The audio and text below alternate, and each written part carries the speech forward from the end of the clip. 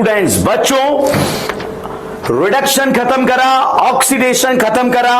अब अगर हम हमारी एनसीईआरटी के चैप्टर की बात करें जिसका नाम है बच्चों अमाइन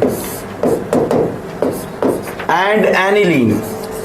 अमाइन एंड एनिलीन के बारे में हम डिस्कशन कर रहे हैं बच्चों। इसको मैं डिटेल में यहां पर फिनिश करूंगा, अमाइन एंड एनिलीन, क्योंकि अक्सर मैंने देखा है कि इस चैप्टर के जो क्वेश्चन से बच्चों स्टूडेंट से नहीं होते, यहां पर बच्चों को प्रॉब्लम आना स्टार्ट हो जाती है।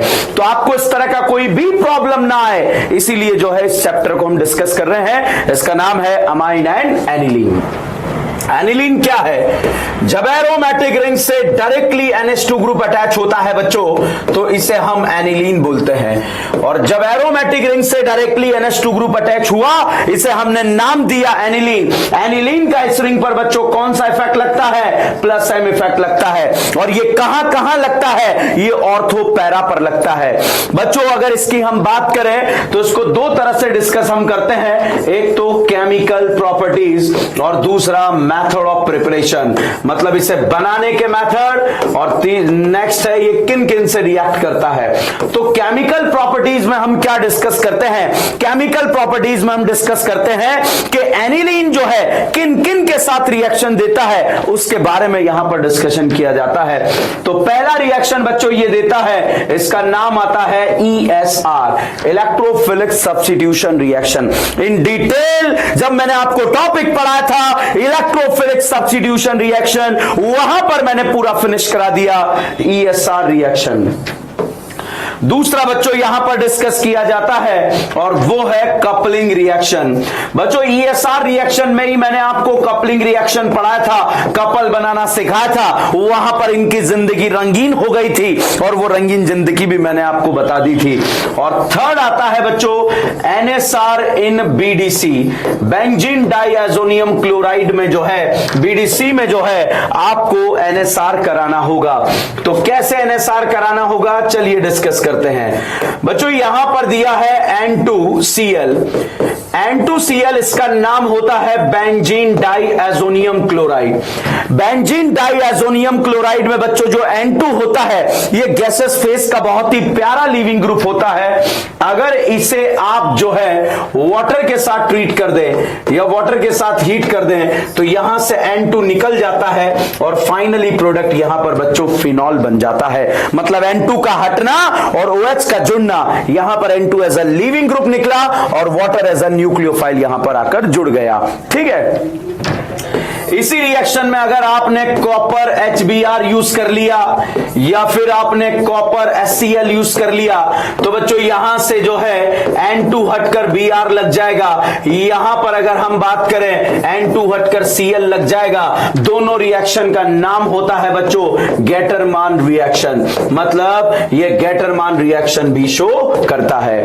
बट अगर इसी को आपने Ki के साथ हीट कर दिया, Ki के साथ हीट कर दिया, तो बच्चों यहां से जो है N2 हटता है और आयोडीन आकर जुड़ जाता है, मतलब न्यूक्लियोफिलिक सब्स्टिट्यूशन रिएक्शन हो जाता है। अगर इसी में बच्चों आपने यहां पर यूज कर दिया Cu2Br2 या Cu2Cl2, HBr साथ में, यहां पर जो है HCl साथ में, तो बच्चों यहां पर जो है इस रिएक्शन में जो है Br N2 हटता है, Br लगता है। यहां पर आप जो है N2 हटता है, Cl लगता है। और इवन आपने अगर HCN भी यूज कर लिया, मतलब Cu2CN2 की प्रेजेंस में या CuCN की प्रेजेंस में, तो यहां पर बच्चों साइनाइड आकर लग जाता है एज अ न्यूक्लियोफाइल। और तीनों रिएक्शन का नाम होता है बच्चों सैंडमियर रिएक्शन। तो बच्चों ये सैंडमियर रिएक्शन भी शो कर सकता है। तो बच्चों न्यूक्लियोफिलिक सब्स्टिट्यूशन रिएक्शन हम यहां पर डिस्कस कर रहे हैं, NSR रिएक्शन हम यहां पर डिस्कस कर रहे हैं। NSR बोले तो nucleophilic substitution reaction of BDC। इस बेंजीन डाइएजोनियम क्लोराइड को बच्चों अगर आप HBF4 के साथ रिएक्ट कराएं, तो सबसे पहले तो यहां पर बच्चों HBF4 के साथ रिएक्ट कराने पर सॉल्ट बनेगा, और फर्दर अगर इसे हीट कर दें तो N2 यहां से बाहर निकलता है और फ्लोरीन आकर जुड़ जाता है। वेरी वेरी इंपॉर्टेंट रिएक्शन हमारे एग्जाम में कभी भी आ सकती है, और जब हमारे एग्जाम में ये रिएक्शन आ सकती है तो ध्यान रखना हीट करने पर ही आप फ्लोरीन बनाना, अदरवाइज प्रोडक्ट को यहीं पर रोक देना अगर हीटिंग नहीं दिया है तो इस तरह से जो है हम क्वेश्चन सॉल्व कर सकते हैं। और अगेन बहुत ही प्यारा बीडीसी का जो है, अगर आपने रिएक्शन कराया बेंजीन डाइएजोनियम क्लोराइड को H3PO2 और वाटर के साथ ट्रीट करा तो बच्चों यहां पर रिडक्शन हो जाता है। रिडक्शन बोले तो N2 हटता है, हाइड्रोजन जुड़ जाता है। यहां पर आप चाहें तो रिडक्शन करने के लिए इथेनॉल का भी यूज कर सकते हैं, तब भी जो है यहां पर यही प्रोडक्ट बनता है। Again a very very important topic, exam में पूछा जाने वाला टॉपिक है, कई बार एग्जाम में पूछा जा चुका है, वापस से एग्जाम में आ सकता है, और इसी तरह से आपको प्रोडक्ट यहां पर बनाना है। तो बच्चों यहां पर हमने टॉपिक डिस्कस करा, पहला टॉपिक डिस्कस करा कि अगर आपको बेंजीन पर साइनाइड जोड़ना है, तो आप सेंड मेयर रिएक्शन करा दीजिए। अगर बेंजीन पर आपको आयोडीन जोड़ना है तो बीडीसी को आप केआई के साथ ट्रीट कर दीजिए। अगर यहां पर हम क्वेश्चन प्रैक्टिस की बात करें तो क्वेश्चन प्रैक्टिस किस तरह से किया जाएगा, जैसे मान लीजिए बच्चों यहां पर आपको NO2 दे दिया और इस NO2 में हमने ऐड कर दिया SnHCl, तो भाई साहब ये NO2 जो है वो NH2 में कन्वर्ट हो जाएगा। मतलब इस नाइट्रो ग्रुप के जबाड़े में से आपने ऑक्सीजन छीना और हाइड्रोजन ठूस दिया, और हाइड्रोजन का जुड़ना बच्चों रिडक्शन कहलाता है, और यहां पर एनिलीन बन गया। इस एनिलीन में अगर आपने बच्चों NaNO2HCl डाल दिया तो भाई साहब लो टेम्परेचर पर बीडीसी बन जाएगा। बीडीसी बोले तो बेंजीन डाइएजोनियम क्लोराइड, और अगर इसको आपने केआई के साथ हीट करा तो यहां पर प्रोडक्ट बन जाएगा आइडोबेंजीन।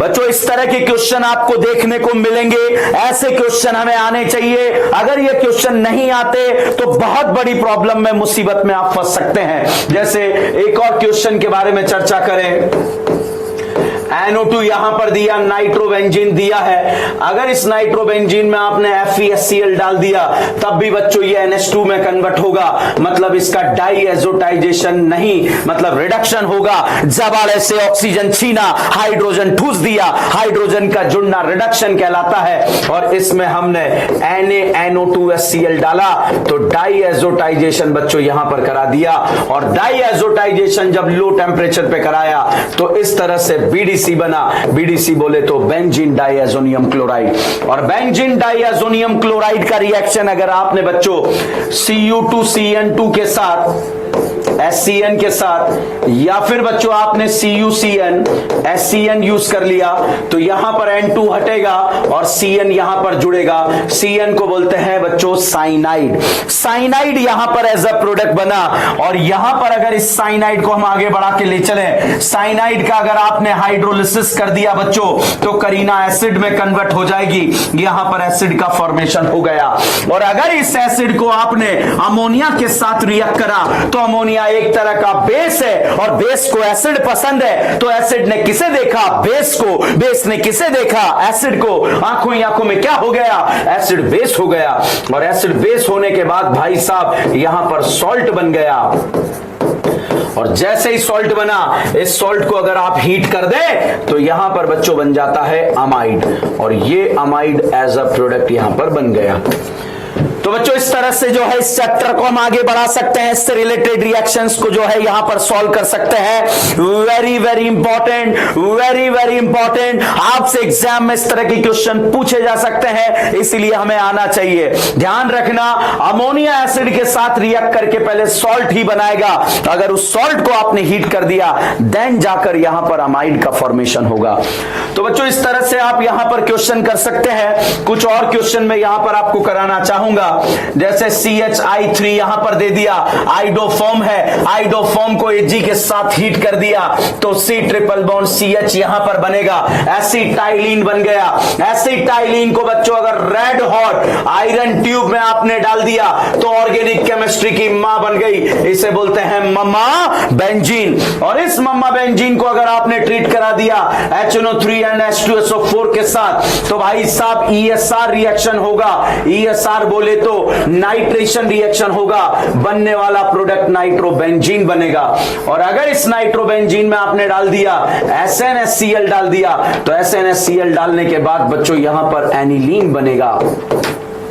और इस एनिलीन का रिंग पर प्लस एम इफेक्ट लगेगा। प्लस एम कहां कहां लगेगा? ऑर्थो पैरा पर लगेगा। और अगर इसमें आपने जो है NaNO2HCl डाल दिया तो भाई डाईएजोटाइजेशन हो जाएगा, और डाईएजोटाइजेशन होने पर BDC बनेगा। BDC बोले तो बेंजीन डाईएजोनियम क्लोराइड। और इस BDC में अगर आपने जो है ऐड कर दिया है, क्या ऐड कर दिया है? अगर आपने इसका रिएक्शन HBF4 के साथ कराया तो भाई पहले सॉल्ट बनेगा और सेकेंड टाइम हीट कराया तो फ्लोरोबेंजीन बन जाएगा। ठीक है, तो इस तरह से बच्चों हमें ये प्रोडक्ट बनाना आना चाहिए। Very very important reaction. तो बच्चों हम यहां पर डिस्कस कर रहे हैं एनिलीन वाला पोर्शन। एनिलीन के केमिकल प्रॉपर्टीज में हमने NSR ऑफ BDC यहां पर डिस्कस करा। BDC बोले तो बेंजीन डाईएजोनियम क्लोराइड। और अगर इसी को आप आगे बढ़ा दें, इसमें H3PO2 डाल दें तो भाई साहब BDC को बेंजीन बना देता है, और BDC को बेंजीन बनाकर यहां पर ये बेंजीन बना दिया। और अगर बच्चों बेंजीन में मैंने O3ZNH2 डाल दिया तो बाहुबली की तलवार चलेगी। और तलवार कैसे चलेगी? खचा खच खच चलेगी। और जब तलवार खचा खच खच चलेगी तो यहां पर बच्चों CHO बनेगा। CHO का नाम होता है बच्चा ग्लाइऑक्सेल। और ये ग्लाइऑक्सेल के बारे में याद कीजिए बच्चों, मैंने आपको टॉपिक पढ़ा था कैनिजारो रिएक्शन। क्या ये कैनिजारो देगा? यस देगा कैनिजारो। और जब ये कैनिजारो देगा तो 50% KOH या 50% NaOH डाला तो 1 मोल ऑक्सीडाइज और 1 मोल रिड्यूस यहां पर हो जाएगा, और एक अल्कोहल और एक एसिड बन जाएगा। और भाई साहब अगर इसके अंदर आपने जो है डाल दिया रेड फॉस्फोरस HI तो एक ही नारा लगेगा, जो जो भी टकराएगा अल्केन बन जाएगा। तो भाई साहब यहां पर आपने जो है अल्केन बना दिया। तो इस तरह से बच्चों ऑर्गेनिक केमिस्ट्री गोल है, कहीं से भी घुसो और कहीं से भी निकलो। और this is called DN brand organic. तो बच्चों DN ब्रांड ऑर्गेनिक आप पढ़ रहे हैं, और यहां पर हम एनिलीन चैप्टर को डिस्कस कर रहे हैं। और एनिलीन चैप्टर को जब हम बात कर रहे हैं तो भाई खतरनाक चैप्टर है, मजेदार चैप्टर है। मजा आता है इस टॉपिक को पढ़ने में। किस तरह का मजा आता है? जिस भी तरह का मजा आता है वो मजा हम यहां पर लिए जा रहे हैं। चलिएगा, अब अगर हम बात करें आगे मेथड ऑफ प्रिपरेशन, एनिलीन बनाने के मेथड, तो भाई एनिलीन बनाने के मेथड एक तो रिडक्शन मेथड है जो हम रिडक्शन वाले पोर्शन में अभी डिस्कस किया है। एक दूसरा है बच्चों अगर फिनॉल को अमोनिया के साथ ट्रीट किया जाए तो अमोनिया एक तरह का बेस है, और बेस को क्या पसंद है? एसिड बेस रिएक्शन होगा। और फर्दर अगर इसे हीट कर दिया जाएगा तो पानी निकलेगा, और पानी निकलने के बाद बच्चों यहां पर क्या बन जाएगा? एनिलीन बन जाएगा। तो अमोनिया को फिनॉल के साथ हीट कर दिया जाए तब भी एनिलीन का फॉर्मेशन हो सकता है। नाइट्रोबेंजीन का रिडक्शन कर दिया जाए तब भी एनिलीन का फॉर्मेशन हो सकता है। तो डिफरेंट मेथड से हम यहां पर एनिलीन बना सकते हैं। यहां पर जो इंपॉर्टेंट पोर्शन था, एक तो कपलिंग रिएक्शन वाला पोर्शन इंपॉर्टेंट था जहां पर कपल बन रहे थे। दूसरा पोर्शन जो यहां पर इंपॉर्टेंट था बच्चों वो था जो हमने डिस्कस किया था, कौन सा वाला पोर्शन? ESR वाला portion, direct NSR, indirect NSR जो हमने पढ़ा था, direct nitration, indirect nitration, bromination, सारी बातें हमने डिस्कस करी थी। बच्चों ध्यान दीजिएगा, जो एनिलीन होता है वो फ्रीडल क्राफ्ट रिएक्शन नहीं देता है।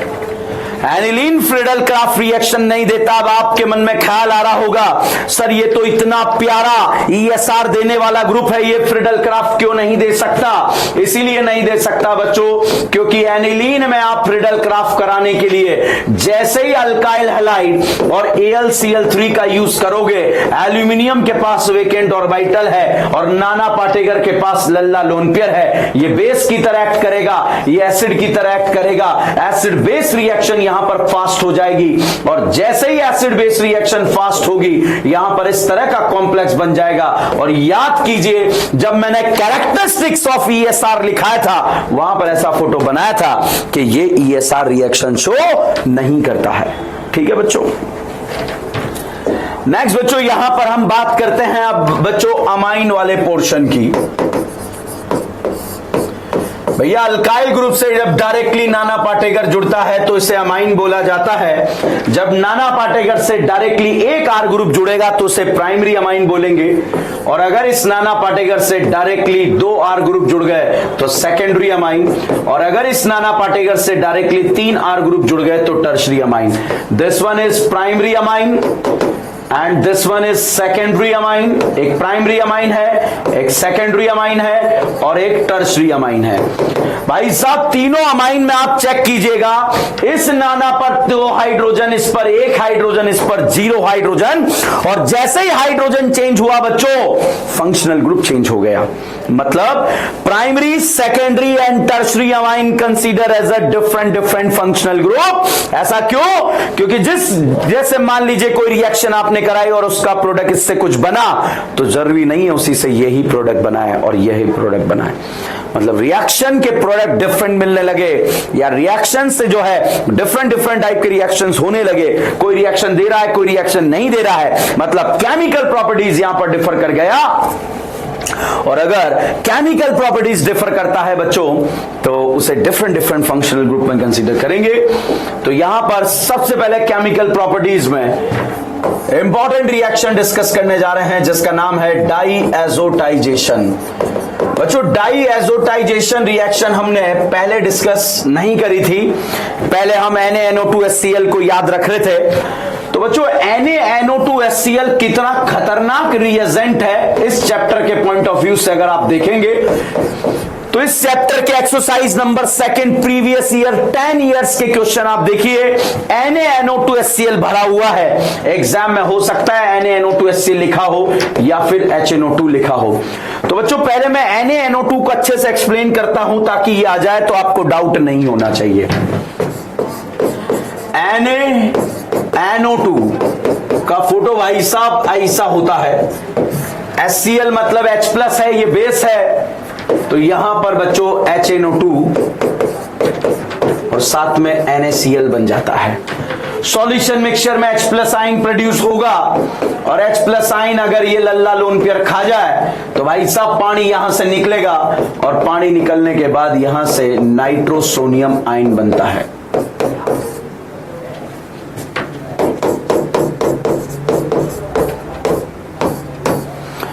तो बच्चों NaNO2HCl यहां पर दिया हुआ है, NaNO2HCl यहां पर दिया हुआ है। एग्जाम में NaNO2HCl दिया हो या HNO2 दिया हो, दोनों का मतलब सेम रहेगा, क्योंकि दोनों मिलकर HNO2 बनाते हैं। तो पहले तो ये बात क्रिस्टल क्लियर करो भैया, ये चैप्टर तभी आपसे जो है हिलेगा, या इस चैप्टर का क्वेश्चन तभी आपसे हिलेगा जब ये दोनों रिएजेंट का मतलब पता होगा। चाहे NaNO2HCl दिया हो या HNO2 दिया हो, डाईएजोटाइजेशन इसका मतलब होता है। और क्या होता है देखते हैं। अगर आप प्राइमरी अमाइन का रिएक्शन NaNO2 के साथ करा दें तो भाई साहब दारू बन जाता है। यहां पर एलिफेटिक वाले अगर प्राइमरी अमाइन से रिएक्शन आप कराते हैं तो लिखिएगा इसके बारे में, if aliphatic primary amine react with, points लिखा रहा हूं फटाफट लिख लो। If aliphatic primary amine react with NaNO2HCl,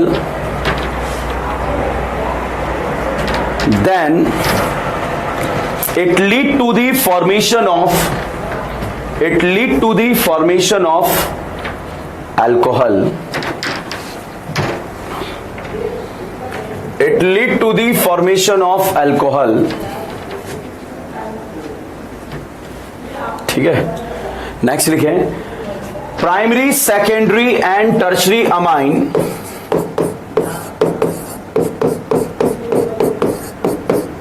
primary secondary and tertiary amine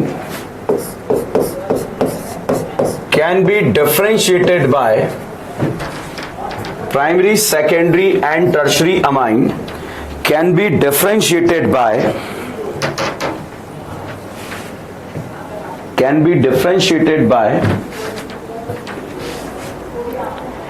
diazotization. Product of primary amine will be alcohol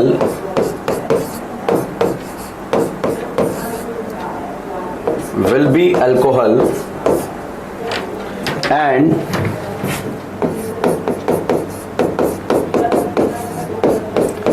secondary amine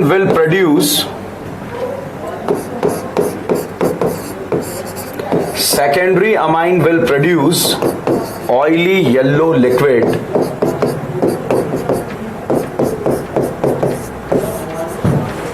or sometime no reaction. Oily yellow liquid bracket में लिख लो N नाइट्रोसोअमाइन.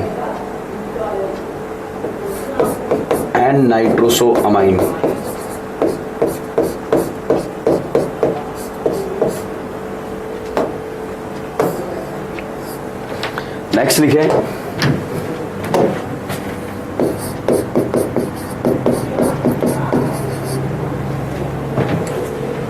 Generally aromatic diazonium ion is more stable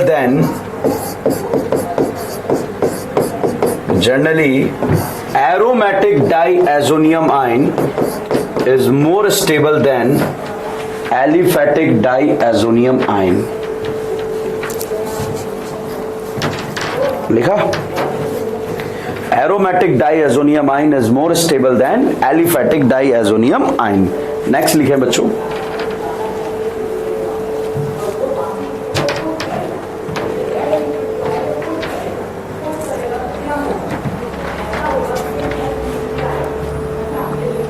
लिखा, चलो board पर देखते हैं. भाई साहब यहां पर डाईएजोटाइजेशन लिखा हुआ है और डाईएजोटाइजेशन के बारे में अगर हम बात करें, एलिफेटिक प्राइमरी अमाइन यहां पर दिया हुआ है. अगर इस एलिफेटिक प्राइमरी अमाइन का रिएक्शन आपने यहां पर कराया, किसके साथ कराया? NaNO2HCl के साथ, तो अल्कोहल का फॉर्मेशन होगा. कैसे अल्कोहल बनेगा बच्चों? NaNO2HCl में आपको ऑलरेडी यहां पर डिस्कस करा चुका हूं. NaNO2HCl HNO2 बनाता है, पानी निकलकर नाइट्रोसोनियम आयन बनता है. तो भाई साहब एग्जैक्टली यहां पर ऐसा ही हुआ. HNO2 बना, पानी निकला, नाइट्रोसोनियम आयन बना. इस नाइट्रोसोनियम आयन के पास वेकेंट ऑर्बिटल है, ऑक्टेट इनकंप्लीट है, इलेक्ट्रॉन की तलाश में दर दर भटक रहा है. सामने नाना पाटेकर इसे नजर आया और नाना पाटेकर ने अपने लल्ला लोन पियर्स के नाम कर दिए. और जैसे ही नाना पाटेकर ने लल्ला लोन पियर्स के नाम करे, यहां पर भाई साहब पॉजिटिव चार्ज जनरेट हो गया.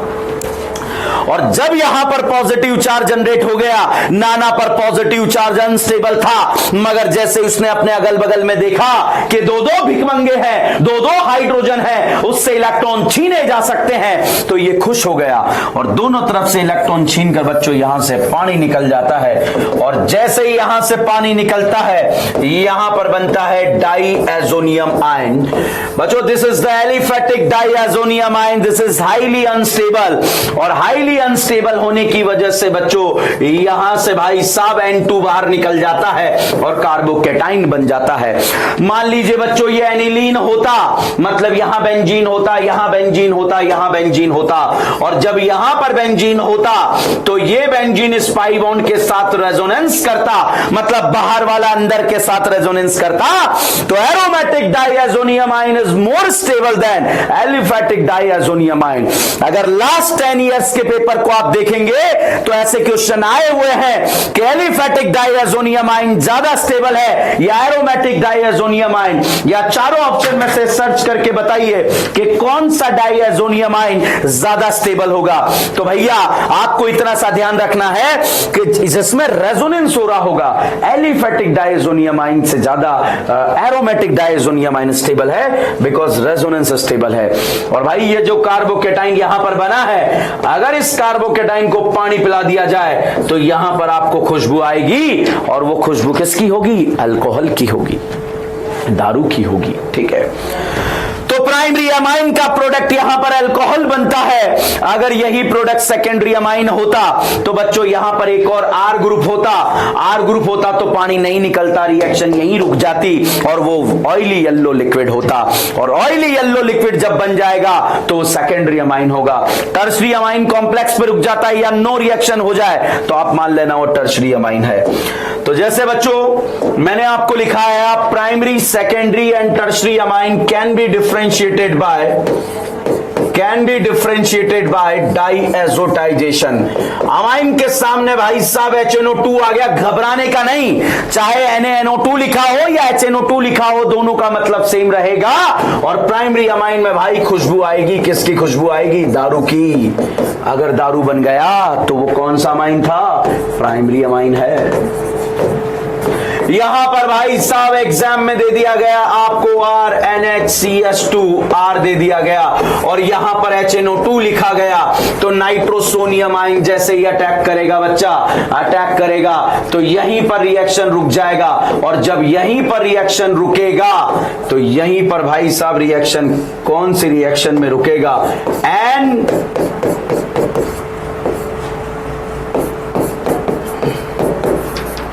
नाइट्रोसोमाइन पर रिएक्शन रुक गया भाई साहब, ऑयली येलो। मतलब अगर ऑयली येलो लिक्विड बन गया तो कौन सा अमाइन था? सेकेंडरी अमाइन था।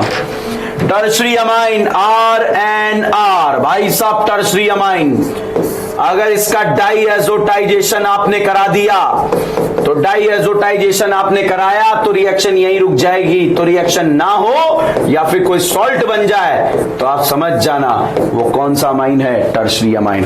तो अगर अल्कोहल बने तो प्राइमरी है, अगर ऑयली येलो लिक्विड बने तो सेकेंडरी है, और सॉल्ट बन जाए या नो रिएक्शन मान लो तो भैया वो टर्शरी अमाइन है। ठीक है, तो primary, secondary and tertiary amine can be differentiated by this method. अब जो यहां पर मैं आपको एक बात बताता हूं, ये NH2 है, इसका आपने यहां पर लिखा NaNO2HCl, और यहां पर भाई साहब मैंने लिखा CS2 NH2 NaNO2HCl, डाइएज़ोटाइजेशन कराया। दोनों में अंतर बता दो फटाफट से, जल्दी से आपको टाइम दे रहा हूं मैं, 1 सेकंड का टाइम है आपके पास, जल्दी से फटाफट चेक करके बताओ क्या होने वाला है।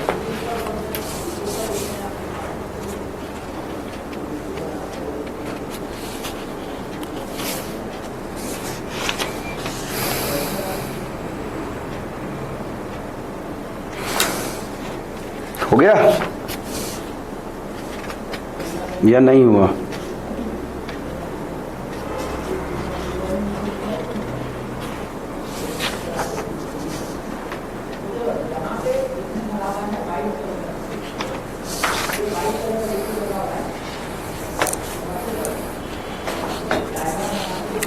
देखिए बच्चों, यहां पर जैसे ही आपने डाइएज़ोटाइजेशन कराया तो डाइएज़ोटाइजेशन पर यहां पर इस तरह का एरोमेटिक डाइएज़ोनियम आइन बनेगा और ये रेजोनेंस स्टेबल बनेगा। तो रेजोनेंस स्टेबल बनेगा तो ये लो टेम्परेचर पर हो जाता है, और अगर इसको पानी के साथ जो है पानी डाल दे, फर्दर हीट कर दें तो यहां पर प्रोडक्ट फिनॉल बनता है। और अगर इसका आपने डाइएज़ोटाइजेशन कराया तो बच्चों एलिफेटिक डाइएज़ोनियम आइन है, डायरेक्ट यहां पर OH ग्रुप जुड़ जाएगा। तो अब ध्यान दीजिएगा, एग्जाम में स्टेटमेंट आ गया एनिलीन के डाइएज़ोटाइजेशन से फिनॉल बनता है, गलत है।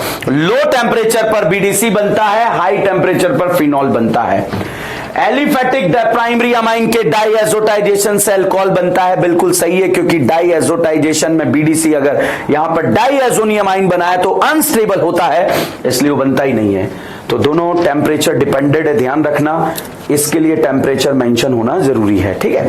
और अगर नहीं दिया है, ऑप्शन बेस्ड आपको जाना है, तो फिर आपको जाना पड़ेगा, ठीक है। तो क्वेश्चन देखिएगा, क्वेश्चन आया, which of the following diazonium amine is more stable. चारों में से कौन सा डाईएजोनियमाइन ज्यादा स्टेबल होगा, यह बात आपसे पूछी जा रही है, ठीक है।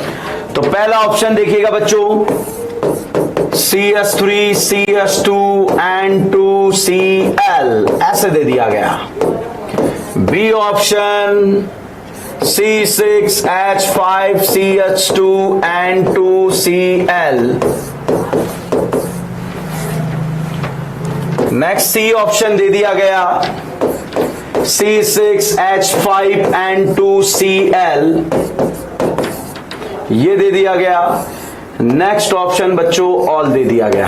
पहचानिए भाई कौन सा डाईएजोनियमाइन ज्यादा स्टेबल होगा, जो रेजोनेंस स्टेबल होगा। सी वाले ऑप्शन को अगर आप चेक करें तो सी वाला ऑप्शन बच्चों रेजोनेंस स्टेबल डाईएजोनियमाइन बन रहा है, और रेजोनेंस स्टेबल डाईएजोनियमाइन या aromatic diazonium amine is more stable than aliphatic डाईएजोनियमाइन।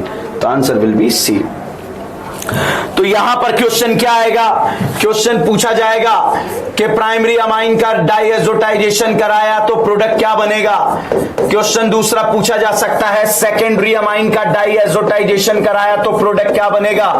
NaNO2HCl डाईएजोटाइजेशन सोचना है, फटाफट से देखिए प्राइमरी अमाइन है या सेकेंडरी है। सर सेकेंडरी अमाइन है, और सेकेंडरी अमाइन में भाई साहब जब डाईएजोटाइजेशन कराते हैं तो N नाइट्रोसो बनता है, मतलब नाना पाटेगर से NO ग्रुप आप यहां पर जोड़ दोगे तो N नाइट्रोसो प्रोडक्ट यहां पर बन जाएगा।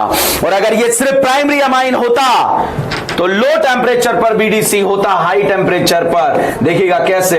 यहां पर बच्चों ऐसा क्वेश्चन दे दिया गया, यहां पर NaNO2HCl लिखा हुआ है, डाईएजोटाइजेशन आपने करा दिया तो भाई साहब टेम्परेचर डिपेंडेंट है। लो टेम्परेचर पर तो बीडीसी बनता है, बेंजीन डाईएजोनियम क्लोराइड बनता है। और अगर इसको आप रिएक्ट करा दें फर्दर एनिलीन के साथ, अब बिल्कुल तूफानी होने वाला है भाई साहब, 1 से 2 होंगे, कपल बनेगा और कपलिंग रिएक्शन यहां पर हो जाएगी, और कपलिंग रिएक्शन होने पर इनकी जिंदगी रंगीन हो जाएगी। और जब इनकी जिंदगी रंगीन होगी तो यहां पर कलर आएगा येलो। कौन सा कलर आएगा, येलो। तो वैरायटी ऑफ क्वेश्चन बच्चों यहां पर बन सकते हैं। अगर ये वैरायटी ऑफ क्वेश्चन अगर आपको आते हैं तो फिर किसी भी तरह का कोई प्रॉब्लम, कोई डिस्कशन, कोई डाउट आने का जरूरत ही नहीं है, डायरेक्ट आप यहां पर क्वेश्चन करेंगे और आपको जो है सॉल्व हो जाएगी चीजें। तो बच्चों हम यहां डाईएजोटाइजेशन डिस्कस कर रहे थे, डाईएजोटाइजेशन को इन डिटेल हमने यहां पर फिनिश कर लिया है। अब अगर इस टॉपिक में आपको किसी भी तरह का कोई भी डाउट आता है, वो नहीं आना चाहिए। क्यों? क्योंकि वो क्वेश्चन के फॉर्म में आएगा। क्वेश्चन के फॉर्म में वैसे मैं आपको जो है करा भी चुका हूं पहले, जैसे एनिलीन दे दिया, अभी भी किया हमने। अगर इसमें आपको NaNO2HCl दिया है तो आप भाई साहब बीडीसी बनाओ, बीडीसी बोले तो बेंजीन डाईएजोनियम क्लोराइड बनाओ। और अगर इस बीडीसी को बेंजीन बनाना है तो इसमें बच्चों H3PO2 डाल दो। तो H3PO2 जैसे ही आपने डाला यहां पर बेंजीन का फॉर्मेशन हो जाएगा। तो this is the kind of reduction यहां पर हुआ है, और इस तरह से आप आगे बढ़ सकते हो। तो बच्चों डाईएजोटाइजेशन इन डिटेल हम यहां पर समाप्त कर रहे हैं। अब कई बार एग्जाम में आपसे पूछा जा सकता है पॉसिबल प्रोडक्ट।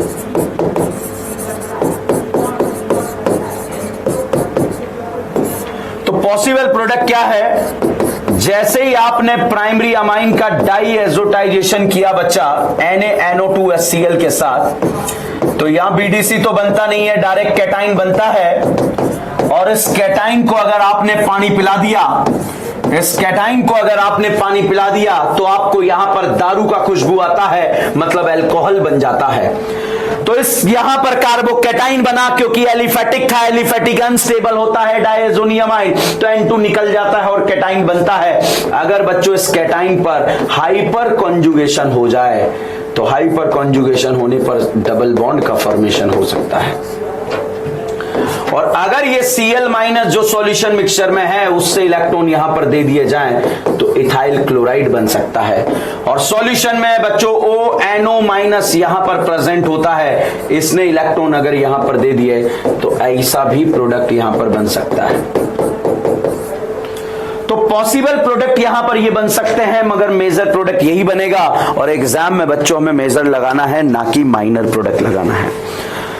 तो बच्चों चीजें होती रहेगी, चीजें आगे बढ़ती रहेगी, आगे आपको जो है आगे आपके लेक्चर्स आपको मिलते रहेंगे। मगर अभी जो कहानी है वो इतनी सी कहानी है कि पढ़ते रहिए, जुड़े रहिए। Thank you so much.